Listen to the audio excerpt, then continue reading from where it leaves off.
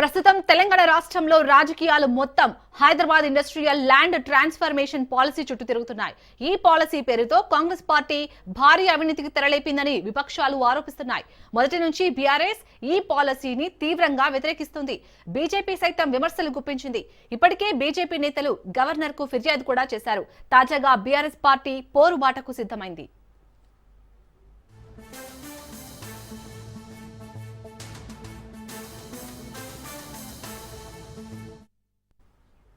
తెలంగాణ రాష్ట్రంలో మరో భారీ భూకుంభకోణం జరగబోతుందా?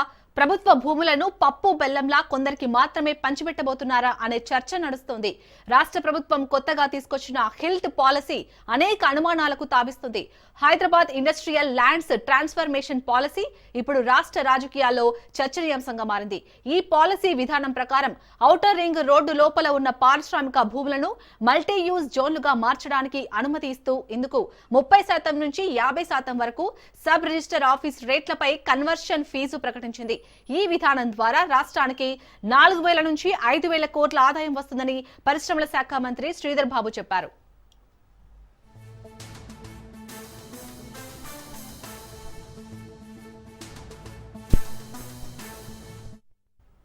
అయితే ఈ పాలసీ పేరుతో హైదరాబాద్ చుట్టుపక్కల ఉన్న కోట్ల రూపాయల విలువైన ప్రభుత్వ భూములను రాష్ట్ర ప్రభుత్వం కొల్లగొట్టేందుకు సిద్ధమైందని ప్రతిపక్షాలు ఆరోపిస్తున్నాయి. పారిశ్రామిక వాడల్లో భూములను కాపాడుకోకపోతే రానున్న రోజుల్లో హైదరాబాద్ ప్రజలు అనేక ఇబ్బందులు ఎదుర్కోవాల్సి వస్తుందని, రాష్ట్ర ప్రభుత్వం తీసుకొచ్చిన ఈ పాలసీ వెంటనే వెనక్కి తీసుకోవాలని బీఆర్ఎస్, బీజేపీ డిమాండ్ చేశాయి. BRS working president KTR, senior నేత హరీష్ రావు నేతృత్వంలో హైదరాబాద్ చుట్టుపక్కల ఉన్న పారిశ్రామిక వాడల్లో 8 బృందాలుగా ఏర్పడి క్షేత్రస్థాయిలో పర్యటిస్తున్నారు. రాష్ట్ర ప్రభుత్వం తీసుకొచ్చిన హిల్ట్ పాలసీ వల్ల జరిగే పరిణామాలను ప్రజలకు వివరిస్తున్నారు.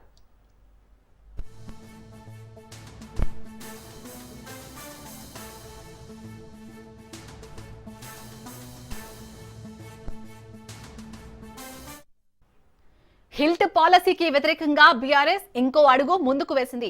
రానున్న రోజుల్లో పారిశ్రామిక వాడల్లో రౌండ్ టేబుల్ సమావేశాలు నిర్వహించేందుకు సిద్ధమవుతుంది. ఈ రౌండ్ టేబుల్ సమావేశంలో బీఆర్ఎస్ వర్కింగ్ ప్రెసిడెంట్ కేటీఆర్ పాల్గొంటారు.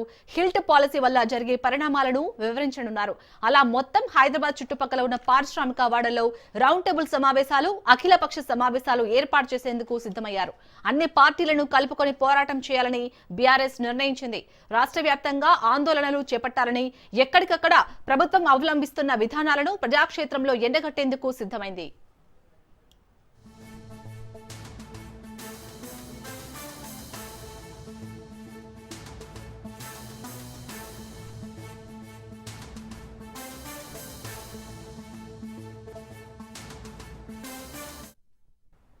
హిల్ట్ పాలసీలో ప్రభుత్వం క్రమబద్ధీకరించే భూములకు నిజమైన మార్కెట్ విలువ ఎంత ఉంది?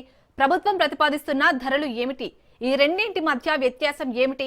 అంతిమంగా ప్రభుత్వానికి ఎంత మేర నష్టం వాటిల్లుతుంది అన్న అంశాలను నేరుగా ప్రజలకు వివరించబోతున్నారు. మరి ఈ ఆరోపణలను ప్రభుత్వం ఎలా ఎదుర్కోబోతుంది? బీఆర్ఎస్ విమర్శలను ఎలా తిప్పికొట్టబోతుందో అన్నది వేచి చూడాలి.